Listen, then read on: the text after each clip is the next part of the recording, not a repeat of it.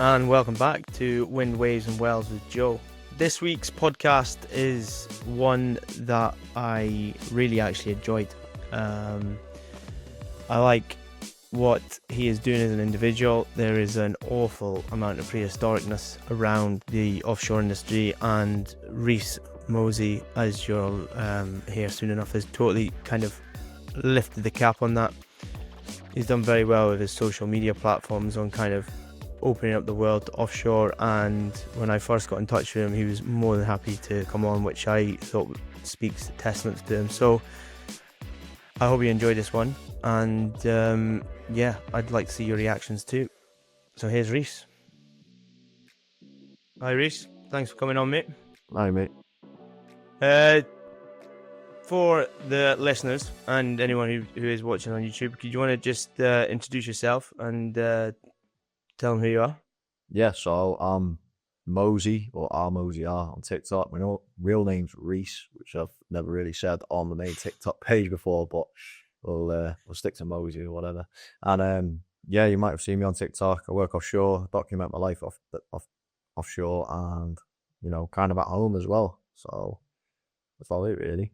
Yeah, I think that's one of that's actually why I've asked you to come on, is because you've kind of changed the stigma around offshore. There's a lot of dinosaurs that work in the industry, and you don't really get many of them showing off what's going on. But what actually got you into sharing your life on social media about offshore? So originally it was, I had my best mate, his girlfriend at the time was doing TikTok. She was doing TikTok Shop, and it's a combination of two things really. So she was doing TikTok Shop and she was earning really good money out of it. And I was like, okay, I fancy a piece of that. Like, thought about the TikTok Shop sort of side and doing social media. But the main thing was really, before I worked offshore, I mean, you'll know yourself as well, it's really hard to find any information or like videos, pictures of what life is like offshore. Like, all I ever heard of was like, it's like the money's really good, you get to travel the world, and you hear all of like the really good stories of what it's like, but then you never really see much of the reality of you know what I mean? Yeah. So I thought I'd just try and share that for anyone who's not been offshore before, to show them what a platform is actually like, show them what the accommodation is like. And a plant is a plant really. I suppose it's just a squash version on a big steel jacket, isn't it, offshore? But Yeah. the accommodation side of stuff is where you spend a lot of your downtime. So that's what I wanted to show people really, because I didn't really see much of it. Yeah, I know. And just to put it in there, you're now up to 64,000 followers through starting this TikTok. Should we say TikTok influencer life? Yeah, for offshore. However the kids are up to these days. But what do you think most of the misconceptions are though that people have about working offshore? I think everyone thinks everyone's a millionaire who works offshore. I think everyone said that since coming on. What do you do? I work offshore. As the money good? That's like the first thing you hear every single time. So don't get me wrong, the money is good. It allows us to live comfortably. But as we all know, money doesn't really go that far anymore, does it? So, it's, I think the golden era in oil and gas, all of the stories that I heard, from the 80s and the 90s before the big downturns was, the money was like mega money then, and I think you get a little bit more for your money back then, rather than the, besides the interest rates on mortgage and stuff like that, but. Yeah, I think the biggest misconception is like everyone thinks we're on film star money. So it's good money, it's comfortable money, but we ain't millionaires. So no, it's I think every single person said the exact same thing. To be honest, just come on. I think there is a huge myth around it. But yeah, unfortunately, it isn't millionaires, because I certainly wouldn't be fucking still doing it now. Exactly. I think a lot of people would say the same, wouldn't they? No. Especially considering the fact the average age is about 55, so they're not very good millionaires if that's the case. Yeah. Exactly. It's a blokes. I think the thing is as well, you become really institutionalized, and you can sort of struggle to adjust back to normal life once you retire. Well, particularly working offshore, because sure you've seen it. There's loads of blokes like hitting their 70s still working offshore. So I think maybe they're struggling to get away from the getting their washing done, getting fed 3 times a day, and then potentially some of them might be kicking the arse out of it for 2 weeks and getting you 3 weeks off and still getting paid for it. It's a bit of a retirement plan anyway. yeah, there's that. You like I do follow quite a few of your videos, and a few of the things I think obviously I'm not sure if I'm right in saying, but were you working Christmas this year? No, I worked New Year this year. Sorry, New Year this year. Yeah. So when did you do your first one?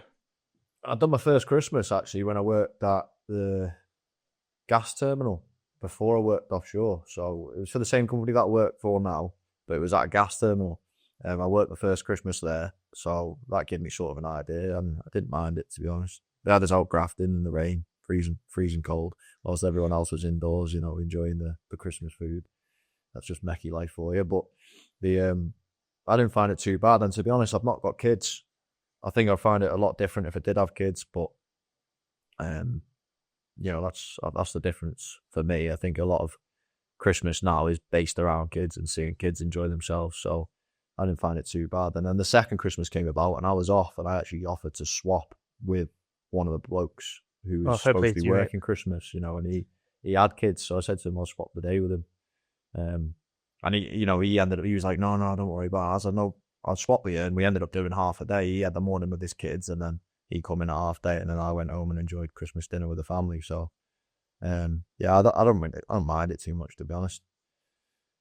So it's not too bad. But then I think I ended up working 4 or 5 Christmases in a row then, because then I went offshore, and like the first Christmas I was offshore, and then we got stuck on because the choppers went tech, so I ended up working New Year as well.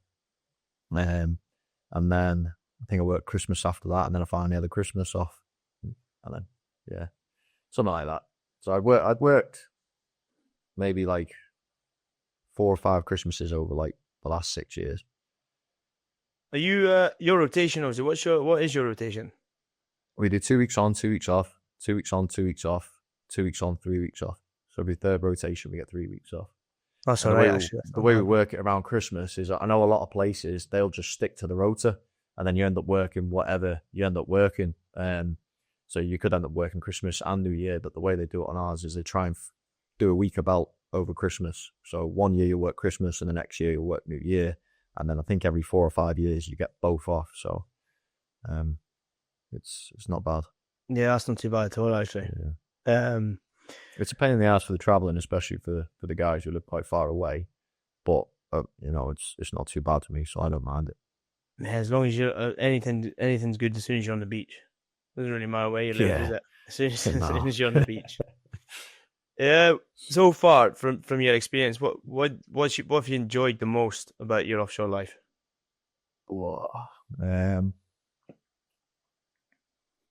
I think I've enjoyed different things at different phases.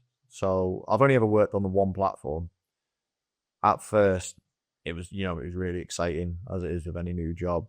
Going on a helicopter for the first time, that was exciting. Meeting new people, the work environment, getting used to the work, and it's kind of exciting just being in the middle of nowhere and that isolated feeling. So, but then as I progressed, the best thing now is the time off. So, it does sort of change. The novelty wears off, doesn't it? Do you like choppers? I do. I don't mind chopper flights, but I'll be honest, there was one time when I was on a chopper and it was like really foggy, and we were flying through the fog or low cloud, and that was a bit scary because you obviously can't see anything, can you? You look out the window and it's just white. Mm-hmm. So and when they're making the attempts to land and stuff like that, it'd be a bit nerve wracking. But yeah, I don't mind them. They got really strict safety standards, haven't they? So for obvious reasons. So. Yeah. Until they go down again, and then all the standards go out the window, start again. Yeah. What's the worst part of it though? Offshore. I'd say. Do you know what I was going to say? Choppers. No, I was going to say it was like working offshore, being there, but I would say it's the day before you go away. I hate the day before you go away. It's so grim. You're rushing around, trying to see everyone, get your bits sorted. yeah, it's just it's like anyone who works a day job Monday to Friday, you have that Sunday feeling. But I always say it's that Sunday feeling times 1,000. So, but then you get the Friday feeling times 1,000 when you're coming home, don't you? So that feeling never It changes. does So yeah, balance out, does it? yeah, It I'd say does. the day before you go away, because then when you get there, you get your head down, you get stuck in, don't you? Yeah, yeah. I just switch off towards this week, do you, as well? Exactly. It's not great when something happens at home and you're out there and there's not much you can do about it, or you're arguing with your girlfriend or something like that. It's not great, but it's, I suppose, it's just part of it. How crucial is routine when you get offshore? Do you think? Because I always think like you're almost robotic, like are you when you go away? Yeah, mate, that's a big thing. That's a good mention. I don't know about you, but like my routine's got to involve the gym, like that, and I think the hardest. Do you know what? Going back to one of the last questions, I think one of the hardest things about working offshore is the mental stress it can have on you. Like physically, okay, you could be tired working the 12-hour days and doing your job, but it could be that could be the same as a job onshore. But I think the mental side of stuff can really get to you. So I think routine and getting into a healthy routine as soon as you get out there is good. For me, if I go out and I start a healthy routine, I get straight into the gym, I eat healthy, I keep that up for the whole trip. Whereas if I get into a bad routine, start tucking into the desserts and the chocky straight away, then I tend to keep that up too. So yeah, routine's big, routine's important. I follow a similar thing, mate. I delay the desserts. Like obviously, I do a bit longer than 2 weeks, but I try and delay the desserts as far into the trip as possible. Yeah, and you But start getting into that comfort mood towards the end of the trip. Yeah, I was like, when I get to about the 2 or 3 week period, I start going right. That's it, right? I'm kicking the arse out of the desserts now. Yeah, fuck it. But I think I'm the exact same though. I think quite a lot of people now, especially I think so the younger so is gym and food, isn't it? And just kind of base your day around, trying to look after yourself when you're away. Yeah, get up, work, food, gym, sleep, repeat, isn't it? Yeah, so, and it is literally that. That's why I always say, like, I think like Groundhog Day is probably the best way to describe it. Like, but I mean, routine is absolutely everything offshore. I've said that for a good few years now. Yeah, it's good to have other people, like the same sort of mindset as well. Like we've got a really good bunch of people which all enjoy the gym on the platform I'm on. We all like really get stuck into each other. So, that helps as well, having other people you can train with. Yeah, I was going to ask you that actually. Like, because obviously with the older men that are off there, that helps massively, doesn't it? Like making sure that people are on the same page as you. Otherwise, you're easily swayed as soon as because if you're left to your own devices, sometimes you can just you can't just dwindle off and just do your own fucking thing and that. But I think having a decent crew around you is massive, isn't it? Absolutely massive. I don't know what it's like on other platforms or platforms you've been on, but we get like the boxing classes on. We train a bit of like grappling off where we're at. I don't know anywhere else which does that. We're really lucky to be able to do that. Obviously, it's not full on wrestling because you don't want to end up hurting each other because it would get knocked on the head pretty quickly. Fucking brilliant, eh? Yeah. Medevac popped his shoulder out or something like that. Yeah, exactly. So, and then we get circuits on the go together and stuff like that. So, it's just a real good. It's a good crew on there, to be honest. Where we're at now, really good crew. Moving on to your social media side of things. When did you start? When did your content really start taking off? I started posting now. I think it was just over 2 years ago I started posting. And to be honest, like I was saying before, there's never really been much content out there of offshore life. It's like a real, it probably is a dinosaur mentality, but like technology and stuff's moved on, hasn't it? And like social media is a massive part of everyone's lives now. Technology is a massive part of everyone's lives. But there's still always been that element of businesses and companies wanting to protect their reputation and, things.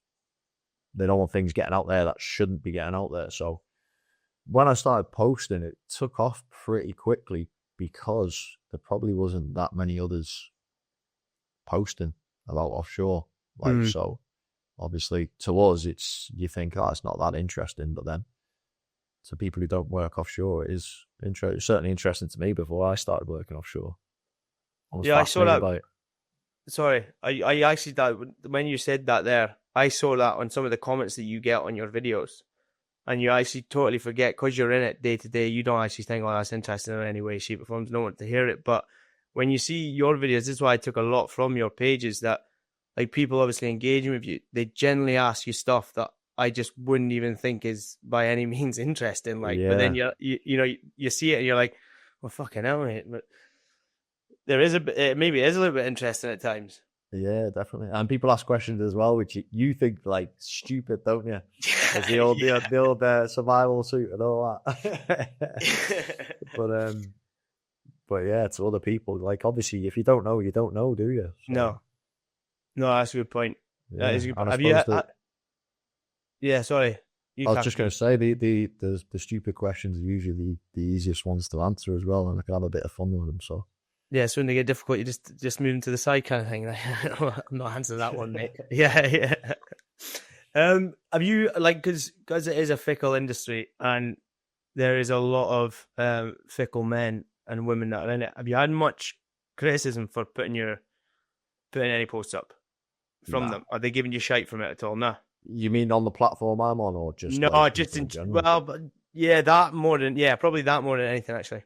All right, so I'll answer both then. So I say I've had a couple of people comment on the videos, like saying, "Oh, look at me, I work offshore," taking the piss, and a couple of people was try and put you down, and they're sort of the comments that you remember rather than all the good ones, because it is really um it's really far outside your comfort zone, posting on social media, talking to a camera and all that. I'm still not great at it now. I'm okay when I'm in my safe space, but when I'm around other people in public and stuff, you go into your little shell, and you look nervous, and you can see that you look outside your comfort zone. Obviously, that's something I'm going to be working on, like as my social media progresses. So from people from like the general public, I've had a few posts like that, but I don't think there's ever been anyone from the oil and gas industry which has posted anything like that. I think a lot of people put positive messages, to be honest. And I think a lot of people who work offshore as well like to show their family, their kids, and all that what it's like where they work. So I think a lot of people have enjoyed the content. I hope anyway. And then moving on to the platform I'm on now, people obviously take the piss having a bit of banter. Do you know what I mean? Yeah, yeah. Having a laugh with you, and if they didn't, then I'd think there's something wrong. So, but in general, like being serious about it, a lot of people have always encouraged me. Everyone on the platform has always encouraged me, like always supported me, and yeah, never made me feel like an arse about it. Do you know what I mean? Yeah, like What did you have to do to be allowed to do? Because obviously it is a very strict industry. Plus, you're in a hydrocarbon plant in the first place. yeah. Um, So yeah, I I started answering a couple of questions, and I was posting stuff in the accommodation, and I went to the OAM at the time, and I asked him if he was okay with me doing this. He said yes, fine, it's okay with you doing it as long as you don't post the platform's name, the duty holder's name, or the service provider, the company that you work for's name. So if you keep them out of it, then you'd be pretty square. And obviously, it goes without saying. He didn't say this, but it's pretty obvious that you don't go slandering the place either. no. So yeah, he was absolutely bang on about it. So, and then I was posting for a while, and I think there was one video when I posted like a tour of the accommodation that kind of took off, and Lad Bible posted it and stuff like that. And then I spoke to like higher management on the beach and all that, like the asset manager, and there's like I can't remember what a job title was now, but she's like a media representative and all that, because they're wanting to obviously protect the business's reputation and all that. And they were actually really happy with the content that I was posting. They were like super supportive of it.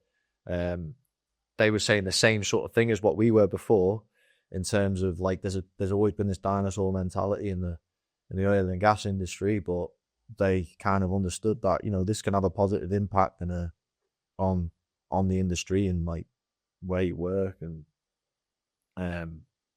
So they were really supportive of it, and I was made up. The management and all that been great with it. So I'm lucky in that sense because it could have gone the absolute opposite as well, couldn't it?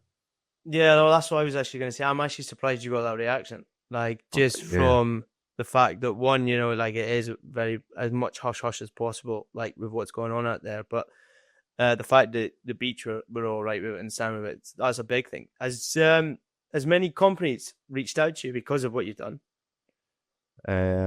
In terms of like recruiters and things like that, or just other oil and gas companies, or they kind no, of so I've had the Unite the Union. yeah. So they've reached out to me recently, and I still need to get around to doing it. But they've asked me to do a video for like to be like sort of like the face of a campaign of this thing they're pushing at the moment because obviously there's a lot of decommissioning going on and there's a downturn of the oil and gas industry in the UK. Hmm. But the union are pushing for the government to come up with a plan to help those which are going to be put out of the job. So they've asked me to sort of like do a video on that, which you need to get around to do. Fair play to you. Yourself with the podcast. I've also been on the Content Rooms podcast as well. And yeah, so that's about it really. Not many recruiters and stuff like that. But you get loads of messages all the time of companies wanting you to promote their products and stuff like that. Sponsored, I'd say sponsors is probably the right word, by Protein Works at the moment because I use their products and everyone always takes protein out of them, stuff like that, don't they? Yeah. So that's been pretty good. So it's got its benefits like that, but in terms of recruiters, no, not really. Oh, saying that, well, not recruiters, but there was Fleetwood Nautical College. They do the Boss Seat and the Mist, Yeah, stuff like yeah. that. So we were having a conversation about me potentially doing some promotional videos for them and stuff like that. So, but it kind of fell by the wayside after I'd done the Boss Seat for a bit. Because there's a lot of politics which goes on behind it as well. Like, you've got to have I was speaking to he was like the manager of the site, and we were having a good chat about it. And he's a really nice guy, actually, sound. And he was saying you've got to be careful with what you post because you've got to have things like defamation insurance and all that. So there's a lot of politics which goes on behind it as well, especially not so much on my side, but more on their side. They've got to be careful what they put out to social media. So. Yeah. Do you think you've changed quite a lot of people's perceptions of offshore just by doing what you're doing?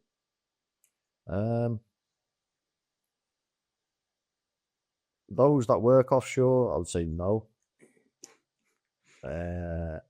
Because obviously we all know what it's like working offshore. Exactly. Yeah. Those who've never worked offshore before, I think I've given a better idea of what it can be like working offshore. But I don't know. I don't know. It's hard for me to answer that, really.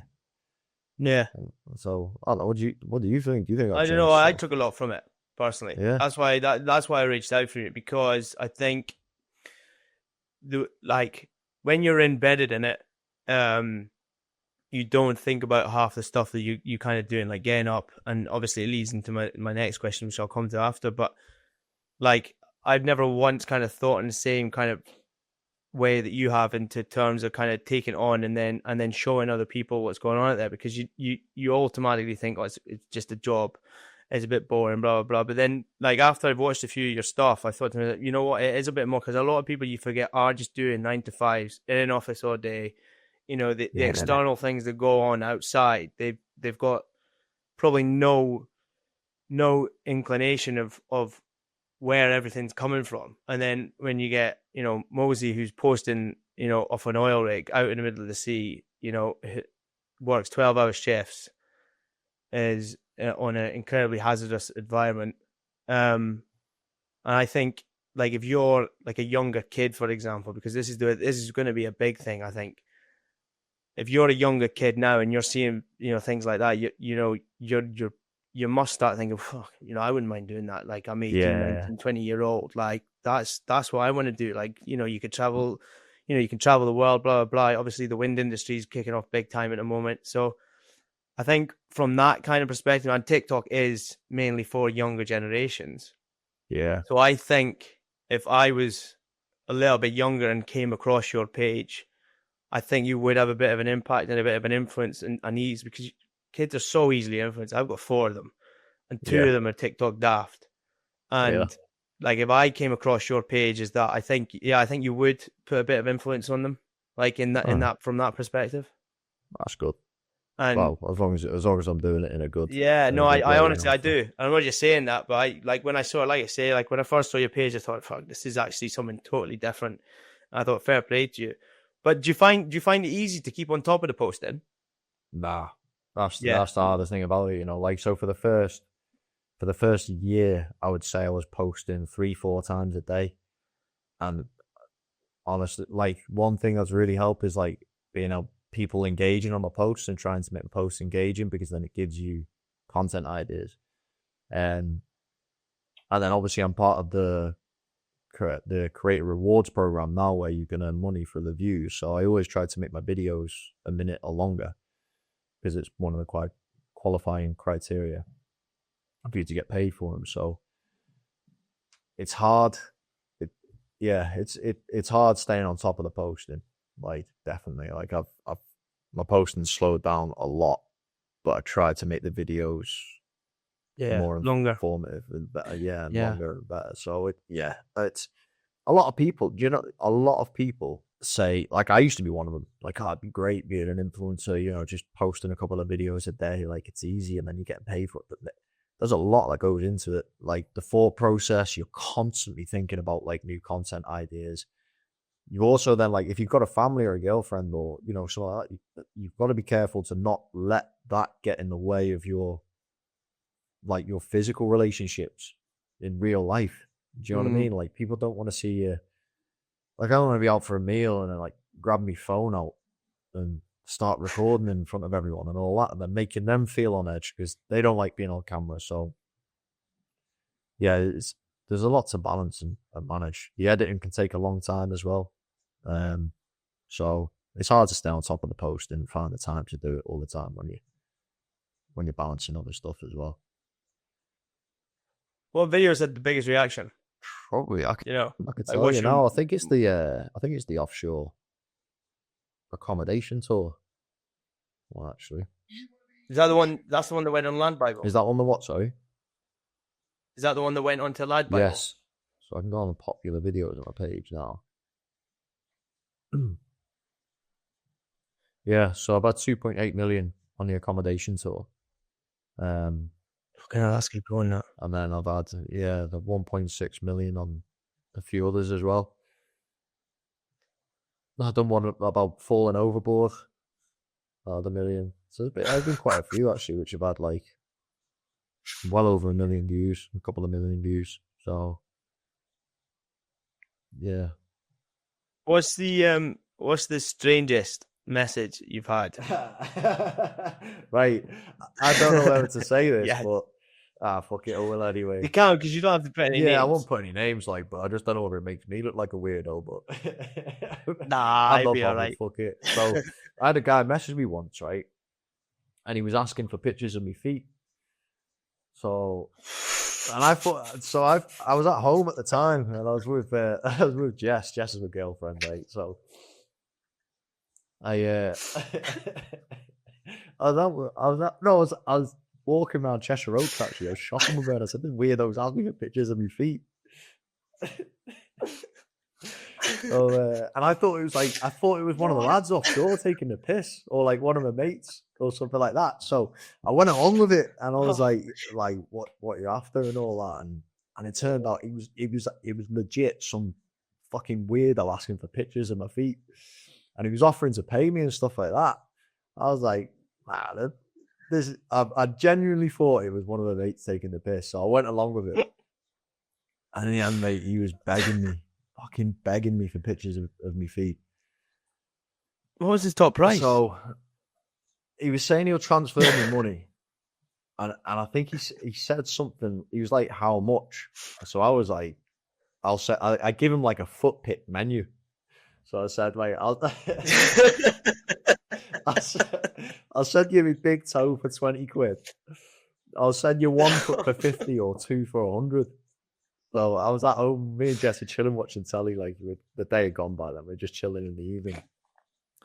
And I was like, I didn't know if it was sketchy as well. Like, I didn't want to give me bank details to him or anything like that, even though I don't think there's anything they can do with, your bank No, details. not But that side. I was like, I said, right, send it by PayPal. And he was like trying to log into his PayPal for ages, but he said he was in Saudi or something like that. So he couldn't reset his password. So I was like sending no for ages.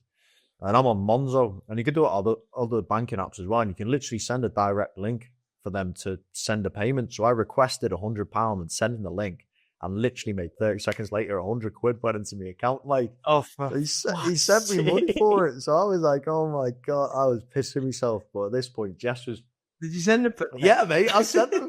I was on the sofa, and I just literally, like, my socks are off. I sat up, took a picture of my feet, and then sent him over. And then he started begging for more, man. He was like, I was like, fuck me, man, this guy's messed up. So, and I ignored him then for a little bit. I was like, but he kept messaging me and saying, I'll pay more. And I was like, all right, we'll send another £100. And he's like, well, not £100. Can I send £20? And I was like, at first I was thinking, if this guy's sending £100 for a picture of me feet, he's obviously fucking boosted. So what the fuck? But then when he said like £20, like small but often, I was thinking, this guy hasn't got money. He's just, I didn't really want to take advantage of that, so I just kind of fucked him off. Like, I'm not that desperate where I'm gonna take money for pictures of my feet. But yeah, mate, I've sold pictures of my feet through someone asking me online. That's the strangest request I've had. So there you go. There's your OnlyFans content already sorted then for when you go down that road. Sure, I'll have a few scaffs signing up to that one. Yeah. Apart from sending photos of your feet, is there? Have you ever had to hold back posting? Yeah. So when I had a conversation with management over my content and posting things outside, they asked to like vet the content that I was going to put out first. They just wanted to, make sure they were happy with what I was posting before I posted it, which is totally fair enough. So, yeah, I've had to hold back on a few videos which I've posted, but then when I have posted them, they've done really well, because obviously not a lot of people post stuff of outside. One thing about posting outside on the platform is, well, you'll know yourself, but for anyone watching this who doesn't work offshore, like, there's really strict policies and procedures and permitization and stuff like that you've got to go through to get a camera outside. Obviously, I've never taken my mobile phone outside. That's one thing they've said, don't ever take your phone outside. I never have done. I'll take an intrinsically safe camera outside with me. I'll get a permit for it and follow all of the procedures on the platform that enable me to do that. So, and as long as the supervision, OIM, and like the ops guys are happy with it, then that's when I can go outside of it. So there's a lot to follow, which is another reason why it's hard to stay on top of posting the content. It's not like I can just wander outside with a camera and go and take videos of what I want. So, have you done a full video of your platform, like outside and stuff? No, I haven't. I've done one of just on the accommodation side, going outside, and then I think I was just doing like it was just a little mini service on the on an air compressor, or on the diesel Jenny for an air compressor. I was just changing like the diesel filters, I think, and that was about it really. And I've never really done like a full walkabout, but that could be an idea for the future. Do something like that. Yeah, no, I was just wondering if you had or not, because I'm pretty sure I've seen a few. I have seen some stuff outside. I think I saw one of your flare ones and stuff like that. Obviously, that's no more, is it? You kind of switched that off. Yeah, that's gone now. That's no more flaring from our place. That's off. That's so you're in full decom now. Yeah. That's it. All the boring stuff now. No pulling pumps, stripping pumps. The end of an era. Bolt bashing and tying in hoses and stuff like that. So what's the plan now? Because obviously, you have, like you've said a few times within today, obviously you are doing pretty well on the TikTok side of things with regards to the influencing, getting paid for some of your videos and whatnot. What is the plan for you going forward? Will you carry on doing this, and then obviously, see how it goes? But I've also seen your way to take a year out from it all. What will you do? Will you kind of stem off the offshore posting for a bit while you go away, or like, obviously because you're gonna have to, or what's the kind of plan then? Obviously, a lot of my audience are people interested in the offshore industry, and one really difficult thing to do on social media is to post a topic entirely different, because the views tank. They just, it's not part of your niche for your profile. So what I've gradually started to do is I'm sort of letting the audience know that, yeah, this is our plan. We're going to go traveling for a year. And with the platform I've got, I think I'd be a bit stupid to not try and utilize that platform to make money out of it whilst we travel. We could turn into an income whilst we travel. So we're going to do that. We're going to start a YouTube. Obviously, we'll be posting on Instagram as well. And I'm just going to try and hammer the social media. But again, at the same time, whilst not letting it get in the way of the actual experience of traveling. So I'm going to, see where it goes with it. And if it doesn't work out, then I'll just go back to doing what I was doing. I probably will still answer questions around working offshore. Nowhere near as regularly as what I do now, but, it's still something that I'll delve into. Where do you see the oil industry going in the next 10 years? Because this is obviously everywhere at the moment. It's a demonized industry, as I call it. Like every man and his dog throws money at it because it's so bad, although it gives so much. Where do you see it going now in the next 10 years? It's difficult, isn't it? Because it's like you bang on with what you're saying. It's a really demonized industry, but it's demonized by the media. And obviously, there's a lot of people that believe everything they see on the news and stuff like that. So, yeah, it's obviously got its downsides, but I personally don't think oil and gas is going to go anywhere during our lifetime, even over like the next couple of 100 years, to be honest. I think oil and gas is something that's always going to be there, and until they can come up with a solution where the big boys can earn money off of running cars off water or something like that. But because the thing is as well, I think renewables is obviously it's kind of like a natural progression, but it's an industry of its own. So it's such a massive industry now. It's making billions. But I think the big companies are going to want to get their teeth into that.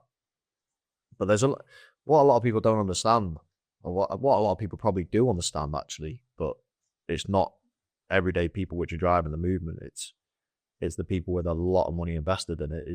There's a lot of indirect global warming involved with renewables as well, isn't there? Like mate, don't get me started on it. It's a subject of its own. I don't even call it green energy. There's nothing green about it. So it's alternative energy. It's not green. Yeah, alternative energy. That's that's all it is. It's an alternative energy. It's definitely not a green energy. So there's a lot of stuff, but they just focus on the end product, don't they? We've got wind turbines. We're making clean energy out of wind turbines, but there's a process of making them and then disposing of them. The same with batteries. The same with solar. I think the cleanest energy out there is probably nuclear. So I think there'll be more and more nuclear in the future. I think there's obviously going to be a big downturn in the oil and gas, but I think over the next 10 years, there's going to be a lot of decommissioning going on. Whether they explore more in the North Sea, because I think I'm not massive into my politics and stuff like that, but I think the Conservatives, they were looking at doing more drilling, weren't they? And then I think they knock it on the head, and they basically said that we're going to get rid of oil and gas over the next 10 years or something. But and this saying of they're becoming like net zero by 2030 is, I mean, they're producing more oil and gas now than globally than they ever have done before. So exactly. Net zero doesn't mean that they're producing less or producing less CO2. It just means that they're offsetting it by, carbon rocks and renewable energy and carbon capture storage and stuff like that. So it's it's a political minefield, isn't it, really? Oh, 100%. Everything's but I political. think over the next 10 years, like I said, I think there's going to be a lot of decommissioning. There's going to be a lot of transferring over into renewables and stuff like that, the way things are going now. After 10 years, I don't know. Maybe there'll be a lot of international work available. So I think so. I don't know. I noticed it quite a bit. Like recently, I think things seem to be kicking off a bit more internationally. Africa seems to be picking up a right, little bit, even across Europe as well. I've seen it. Like, but I don't know, I think the unfortunate thing is the government that we've got in now has put such a big shadow yeah, over it, and I think in some way it might kill it a little bit. But I'm expecting the next government to get it going again, because I don't think it's fair how much we're reliant on Norway, for example, to get all our fuel from, when we've got a plethora of oil and gas in our own freaking exactly. backyard. It's crazy, and it's crazy, isn't it? Like the difference in the Norwegian sector compared to the North Sea, the way the money's being spent and the way the money's wasted, and you know, and, yeah, it's a political minefield. I'm not educated enough to go That's into all. it Yeah, too that's much, what to it be is. honest. But I've Yeah, I know. You'd be there yeah, all day. Since you started in it, how much do you think you've seen that's changed? Like, how much has changed culturally, safety, and just in general? I've not worked offshore too long. I've worked in the oil and gas industry for about 6.5 years now. Been on the platform I'm on for about 4.5 years, so it's a short space of time. But I'd say the platform I'm on, some people may disagree. I certainly don't. But I think there's a really good safety culture in the oil and gas industry, or on the platform that I'm on. I think it's certainly different compared to working onshore, in terms of like following procedures and um, doing things by the book, especially when it comes to like lifting operations and braking containment and all that stuff. It's really, really stringent. I think there's slowly, I think we touched on this already, I think there's slowly starting to move away from this dinosaur mentality into more of a modern mentality. And Yeah, up to date yeah, mentality. yeah. So Yeah, is really the best way yeah, to put it. This is what I've asked everyone that's come on it. Like, but if you had your time again and you knew what you do now, would you have gone down the exact same path of what you've done? I probably would. Only I probably would, because the information wasn't out there for me, and sort of like some opportunities weren't out there for me. And I certainly don't think there's enough opportunities out there for young people in the oil and gas industry in terms of apprenticeships and stuff like that. So the Yeah. way I went about things was I got an apprenticeship. There's a place called TTE, not far from me, and I got an apprenticeship from there. And I was actually, you get sponsored by a company, and I was sponsored by a paper mill. I said the 5-year apprenticeship there, and one of the guys who worked there, he went and worked in the States over in Texas and stuff like that. But you just hear these stories of like people traveling the world and then film star money and then retiring after 5 or 10 years for paying off their mortgage and stuff like that. So, which is, obviously that it happens, but it's few and far between, isn't it? Like it's not common at all anymore. But so I wanted a piece of it. I went and worked offshore, but I had to go through. So I left the place. I left the paper mill at the end of my apprenticeship. Went ad hocing. I was ad hocing at the gas terminal. Ended up getting the core crew role. I was keen as mustard, and I was quite lucky. There was a supervisor there at the time, and he loved the idea of having some young lads there as well. I think I was the youngest there by about 30 years, 20 or 30 years or something like that. So, that was a bit of a culture shock for me as well. Going from the paper mill, talking about like shagging and going out on the piss every weekend with your mates and stuff like that, to talking about what washer machine someone's bought and hanging baskets, So, but yeah, I think like you said, I think there needs to be more information out there, which, like you touched on before, is I suppose it's good in that sense that I'm putting that out there for young people to see what it's like. And I've not fully experienced the oil and gas industry myself yet, to be honest. I'll obviously be moving on from where I'm at now at some point. I want to work. I want to experience quite a lot of it. I want to work on the drilling side. I want to work internationally, maybe like Saudi and the Middle East and stuff like that. So it'd be good to get like a real broader spectrum of what the entire industry is like, to be honest. So Is that? Do you think you'd do that? Do you? Do you think you'd go yeah, abroad? 100%. Yeah, I'd go Yeah. abroad. I think I don't know if I'd relocate permanently because obviously my girlfriend, she's got a career to think about, and I don't think that's something she could do.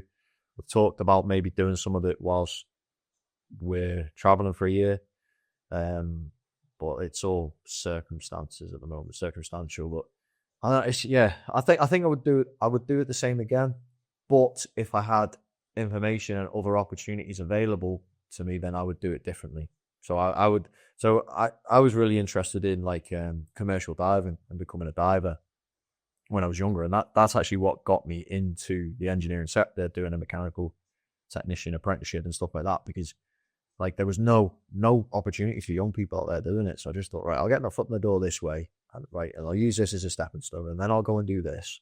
And then, as you know, at some point I had a conversation with someone, and that put me off commercial diving altogether, to be honest. And what was the conversation? so it was with this older guy, and he really took me under his wing, to be honest, when I went to the gas terminal, because as you'll know yourself, like and kind of what I touched on before, the safety culture compared to working at a lot of onshore places and then going into that culture in the oil and gas industry in terms of following procedures and doing things permitized and all that, like it's way stricter. So he really took me under his wing and helped me out loads when I first went there, and grateful for that. And I was telling him, like, I want to be a commercial diver, and he was like, why? I was like, well, the money's amazing, like it's film star money. You know, like some divers earn $1,000 a day. You know, you get up to 1,500 quid a day. And he's like, well, what's 1,500 quid? And I was like, you know, it's a lot of money, especially if you're doing like 30 days away, 60 days away, a few months and that. He's like, well, put it this way, right?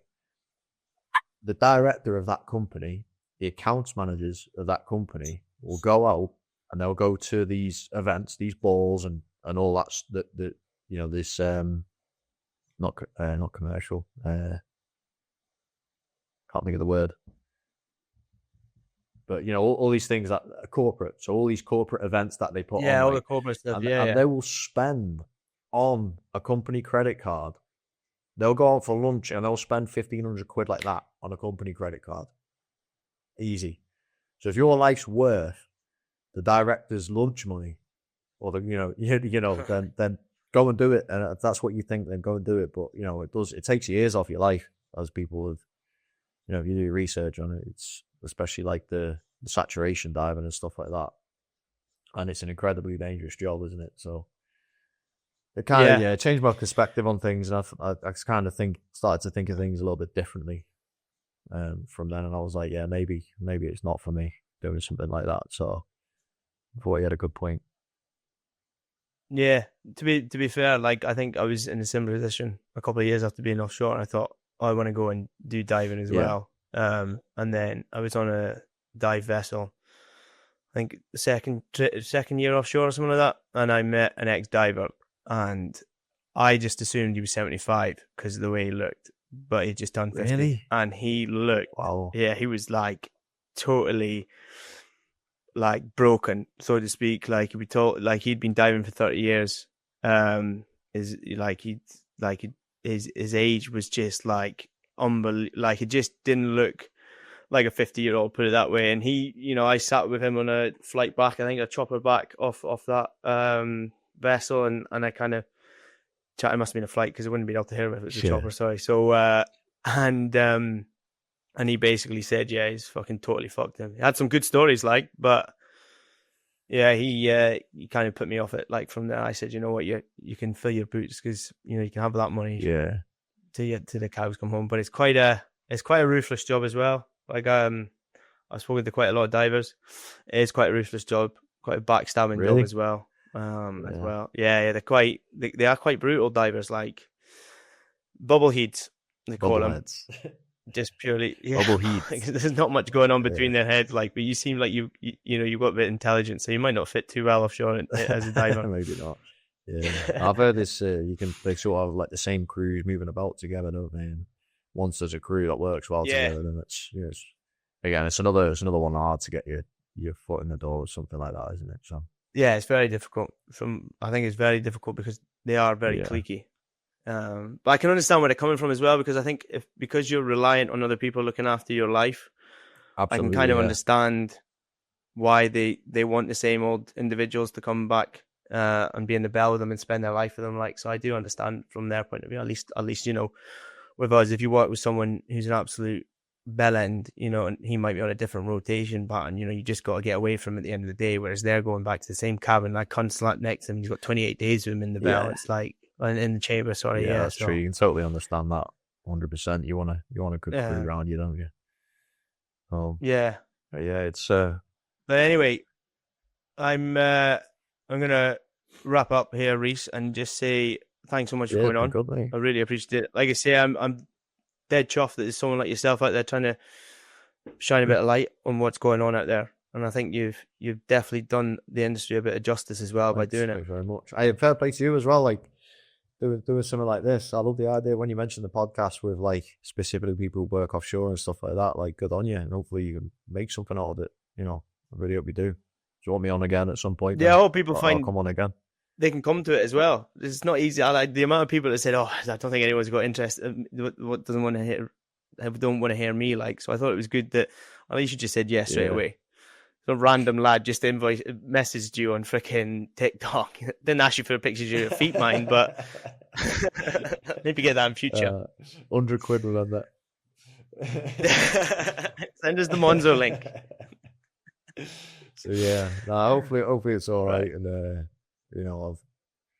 I'm still not the best at answering questions too clearly, and I can sort of ramble a little bit, but it's been a good chat anyway. Like you say, it's good for me to hear as Mate, well. we've done well. I'm looking forward to listening to some of the other ones that you put up, so I can hear what it's like in other parts of the industry. So I think you'll have exactly the same sort of an influence. It'd be good for people who work in the industry as well to see what it's like elsewhere. So good on you.